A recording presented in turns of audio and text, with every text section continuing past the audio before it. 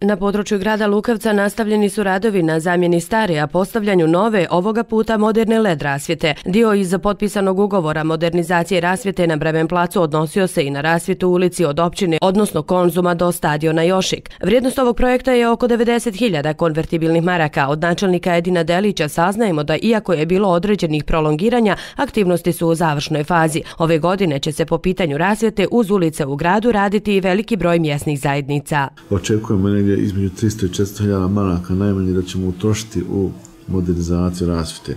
Evo mogu kazati da su ove godine u planu u Lukavcu, u samom gradu, ulica 8. marta, to je ona ulica u Pistarcu kompletno, da se uradi rasvjeta koje nije bilo, ulica Slatine, zatim ovaj dio dole od Gušća prema autoškoli Džibra, to je u dijelu kod stadiona, zatim prva ulica, zatim ova ulica dole od Vile prema fabrici sode, dakle, evo pominjem samo neke dijelove, mislim koliko to ne bilo mnogo, imajući u vidu koliko je zadnjih godina malo se ulagalo u ovaj segment u Lukavcu, mislim da se radi o značajnom ulaganju. Osim toga, mi ćemo u Lukavcu i ovu postojeću rasvjetu održavati na znatno boljem nivou, evo, modernizirati ono što je moguće.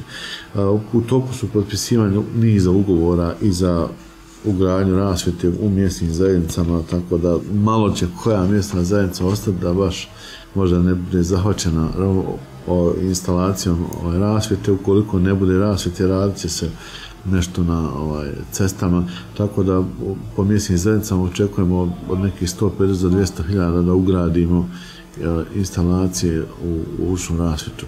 Već smo protekle godine i početkom ove godine imali značajnije radove u reonu Gornje i Donje Poljice, u Zasjekama, u Dobošnici.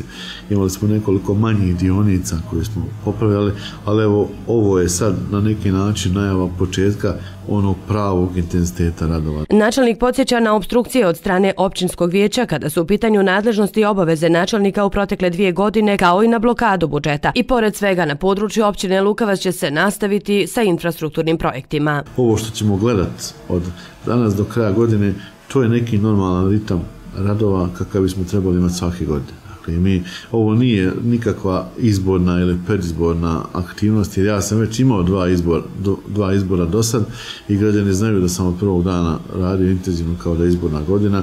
Ove godine imamo izbore, istina je, međutim ovo je rezultat dakle našeg rada, podizanja kapaciteta općine, te očekujemo da kažemo značajnije pomake u popravci infrastrukture. Što se tiče ovih strateških projekata, nama je najvažnije u gradu naravno riješiti problem vodosnabdijevanja, riješiti problem odvodnje čvrstog otpada sa područja čitave općine, riješiti problem otpadnih voda u gradu i sa čitave općine, dakle riješiti problem ovih plavljenja grada. Što se tiče strateških projekata, dio toga smo pokrenuli, veliki pripremni radovi su u toku, dakle očekujemo i u tom segmentu našu spremnost da reagujemo, međutim te stvari neće ići bez podrške vijeća, neće ići ukoliko budemo i dalje imali blokadu iz komunalnog preduzeća od strane uprave kao što već sad imamo, dakle mi ne možemo riješiti vodosnabdijevanje u gradu, a da imamo opstrukciju od strane direktora komunalnog preduzeća. Ja ne znam ima li na planeti Zemlji igdje komunalno preduzeće kome nije šef načelnik općine. Direktor komunalnog preduzeća bi trebao ujutru primati zadatke od načelnika općine i načelnik općine odgovara za to. Mi, nažalost, imamo situaciju ovdje da nam je komunalno preduzeće preuzelo lice kome istekao mandat, iza njega stoje nezakonito određene strukture u vijeću. Dakle, i to je neka situacija s kojom se mi moramo boriti i izboriti. Ja se nadam da će građani to razumjeti. Ovo nije situacija u kojoj ja bar ne razmišljam o odustajanju, povlačenju, nego naprotiv o intenzivnijem radu. Mogli smo puno više da nije takva situacija u vijeću. Moćemo puno više od oktobra kad se stvari promijene i to sam siguran, ali evo mislim da je ovo što ćemo gledati sad do oktobra neće biti nimalo zanemareno. Kada su u pitanju strateški projekti na području općine Lukavac, tu zasigurno spadaju i radovi na proširenju toplifikacione mreže u gradu. Nakon uvođenja centralnog grijanja u 2 ulice u centru grada, očekuje se potpisivanje ugovora za nastavak radova.